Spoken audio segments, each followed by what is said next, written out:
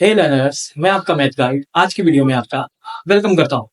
हम कंटिन्यू कर रहे थे अपना chapter 1 real numbers from class 10th। उसके हमने कर लिए हैं फर्स्ट क्वेश्चन, सेकंड क्वेश्चन और आज हम उसका करने वाले हैं लास्ट क्वेश्चन जो कि है थर्ड वन। आप देख रहे होंगे कि एक्सरसाइज में सारे ही क्वेश्चन सेम टाइप के हैं जिसमें हमें एक नंबर को लेना है, उसको क्या प्रूव करना है, इरेशनल। उसका मेथड क्या है, उसको मान लो रैशनल, फिर आ जाएगी वहां पे कॉन्ट्राडिक्शन। कॉन्ट्राडिक्शन आई तो वो रैशनल नहीं होगा, तो वो ऑटोमेटिकली अगर रैशनल नहीं है तो क्या बन जाएगा, इरेशनल। तो उसी अप्रोच का यहाँ पे इस्तेमाल करते हैं, 1/√2 को रैशनल बता देते हैं, एज्यूम करते हैं, आई शुड से एज्यूम किया जाए तो 1/√2 इसको लिखा जा सकता है पी अपॉन क्यू की फॉर्म में, जहां क्वेश्चन से याद किया है। एक स्टेटमेंट बस यहाँ पे याद रखना है कि P and Q are O prime. ठीक है, कोई बात नहीं, ये भूलनी नहीं है। यही बेटा, यही वाली स्टेटमेंट हर क्वेश्चन की क्या है, बैकबोन है। यही बाद में जाके गलत प्रूव हो जाती है तो बस कॉन्ट्राडिक्शन आ जाएगी, वो हो जाएगा। तो बेटा आप देखो, आपको पता है कि आपने हमारी इंट्रो वाली वीडियो में हम ये प्रूव किया है √2 क्या है, एक इरेशनल। ऐसे ही √3 भी क्या होता है, इरेशनल। √5 भी हम प्रूव कर चुके हैं इस एक्सरसाइज का फर्स्ट क्वेश्चन। तो अगर मैं क्या करूं, इनको रेसिप्रोकल कर देता हूं, यानी इनको उलट पुलट, ऊपर वाला नीचे, नीचे वाला ऊपर, अपसाइड डाउन, सिर नीचे पैर ऊपर। √2 बराबर क्यू अपॉन पी। तो अब मुझे एक बात बताना आप कि ये रैशनल है, इसके बारे में आपका क्या कहना है, ये रैशनल है या नहीं है? कोई रैशनल नंबर सोचे क्या? अब आप सोचिए, रैशनल नंबर जैसे कि मान लेते हैं 3/4। अगर मैं इसको अपसाइड डाउन कर दूं, रेसिप्रोकल कर दूं, रेसिप्रोकल बोलते हैं बेटा इसको, अगर हम मैथमेटिक्स की भाषा में कहें कि न्यूमिनेटर डिनोमिनेटर बन जाता है, डिनोमिनेटर न्यूमिनेटर बन जाता है, तो ये बन जाएगा 4/3। मैंने कहा ये रैशनल है, ये क्या है, रैशनल है। तो क्या मैं इसको रैशनल नहीं कह सकता, क्या कोई प्रॉब्लम है? ये भी क्या है, रैशनल। तो इसी का यहाँ पे यूज होने वाला है Q upon P. P upon Q क्या है, रैशनल। तो मैं कह सकता हूँ वीमो Q upon P must be rational, यानी कि रैशनल होगा, ये मुझे पता है। बट ये मुझे पता है कि ये तो रैशनल है, लेकिन ये क्या है, ये मैं प्रूव कर चुका हूँ प्रीवियस वीडियोस में कि बट √2 इज इरेशनल। √2 तो क्या होता है, इरेशनल। ये इरेशनल आ रहा है, ये रैशनल आ रहा है, इज इक्वल टू बीच में लगाए, यानी नहीं, कोई एक बात तो जरूर गलत, या तो ये वाली बात गलत है या ये वाली बात गलत। सो यहाँ पे लिख सकते हैं दिस इज अ कॉन्ट्राडिक्शन। ये तो है क्या आ गई, कॉन्ट्राडिक्शन।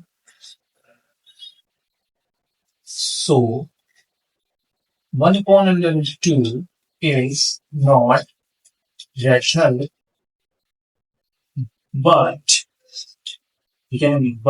an irrational number।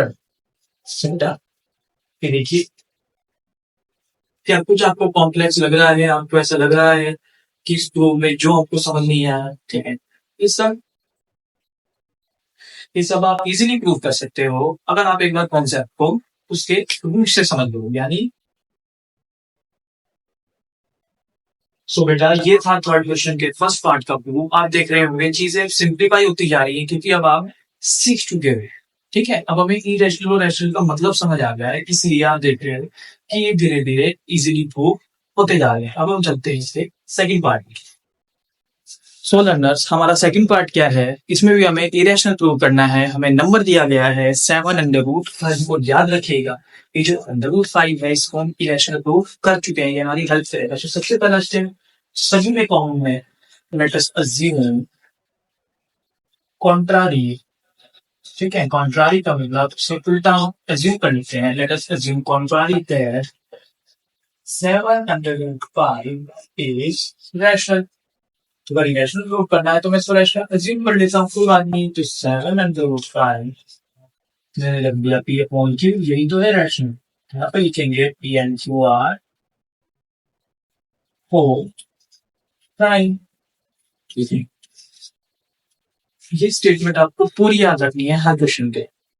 ठीक है, तो अब इसके बाद क्या कर सकते हैं, अंडर रूट 5 को इधर ही छोड़ दो और पी अपॉन क्यू ऐसे ही रहा, मुझे बताना 7 मल्टीप्लाई है इधर जाके क्या हो गया, डिवाइड। इससे क्या हुआ, ये मुझे पता है कि इरेशनल है, इसके बारे में क्या कहना है। अगर पी अपॉन क्यू मान लो ये मान लो कि ये फ्रैक्शन हमें 1/2 है, तो 1/2 मल्टीप्लाइड बाय, अगर मैं इसको 7 से कर दूं, नीचे 2 मल्टीप्लाई 7 से हो रहा है तो 1/14 बन जाएगा। तो क्या 1/14 रैशनल नहीं है? तो मुझे ये पता है कि here this number p upon 7 cube is rational। ये तो बेटा रैशनल है, but under root 5 is irrational. ये हम प्रूफ कर चुके हैं कि अंडर रूट 5 तो इरेशनल है, तो ये इरेशनल आ गया, ये रैशनल आ गया। ये तो ये क्या है, this is a contradiction, this is a contradiction, so our assumption is wrong। हमारी assumption जो है गलत है, तो हम कह सकते हैं hence 705 is not rational but it is irrational number। सो बेटा ये था हमारा एक सिंपल सा थर्ड क्वेश्चन का सेकंड पार्ट। अब हम चलते हैं इसके फाइनल पार्ट पर। सो लर्नर्स, अब हम आ चुके हैं क्वेश्चन थर्ड के थर्ड पार्ट पर, जिसमें हमें एक और नंबर दिया गया है जो कि है 6 + √2। इसको भी हमें क्या प्रूव करना है, ये है इरेशनल। तो पहला स्टेप वही रहेगा, इसको एज्यूम करेंगे कि ये क्या है, एक रैशनल नंबर 6 + √2 इज रैशनल। तो अगर वो रैशनल है तो उसको लिखा जा सकता है 6 + √2 = p/q। अब यहाँ पे हम क्या करेंगे, सो हम एक बात जानते हैं कि ये √2 क्या है, एक इरेशनल नंबर है, इसको हमने प्रूव किया है। तो अब हम क्या करेंगे, √2 को इधर ही रहने देंगे, p/q। ये 6 उधर जाके क्या होगा, माइनस, यानी p/q -6। अब इससे क्या हुआ, मुझे ये पता है ये इरेशनल है, इस नंबर के बारे में क्या ख्याल है, क्या इसको रैशनल कहें या इरेशनल कहें। अब अगर ये रैशनल है, ये रैशनल है, तो 6 भी क्या है, रैशनल नंबर है, क्योंकि क्या है p/q होता है ना, तो पहला होता है 6/1। और हमें पता है सारे के सारे इंटीजर क्या होते हैं, रैशनल होते हैं। तो रैशनल माइनस रैशनल, क्या मुझे इरेशनल मिल जाएगा, नहीं हो सकता। मान लो कोई भी दो नंबर सोचो, मैंने मान लिया 9, एक मान लिया 3, दोनों रैशनल है, दोनों का माइनस करो, 9 - 3 कितना हो गया, 6। तो 6 क्या है, एक रैशनल नंबर है। तो बस मैं यहाँ पे जानता हूँ here p/q -6 is rational, is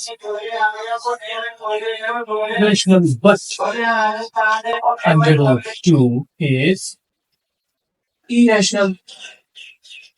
तो ये तो कॉन्ट्राडिक्शन हो गई, this is a contradiction. So our assumption जो हमने माना है, assumption is wrong। यानी हमारी assumption क्या थी कि ये एक रैशनल नंबर है, hence 6 + √2 is not rational, is not rational, therefore क्या कह सकते हैं, but therefore it is a, that is an irrational number। अगर वो रैशनल नहीं है तो ऑटोमेटिकली कौन सा नंबर बन जाएगा मेरे पास, एक इरेशनल नंबर। एक नंबर या तो रैशनल हो सकता है या इरेशनल हो सकता है। अगर वो रैशनल नंबर नहीं है, वो गलत असम्पशन है, तो ऑटोमेटिकली वो क्या हो जाएगा, इरेशनल नंबर। सो लर्नर्स, ये हमने कंप्लीट की 1.2। इसी के साथ हमारा chapter 1 real numbers from class 10th maths में खत्म होता है। अब हम नेक्स्ट वीडियो में करेंगे चैप्टर नंबर 2। उसी का करेंगे पहले थोड़ा सा इंट्रो, फिर उसकी करेंगे एक्सरसाइज सॉल्व, और ऐसे ही सिंप्लीफाइड मैनर में आप वो वाला चैप्टर भी सीख जाओगे। So keep learning. Thank you learn.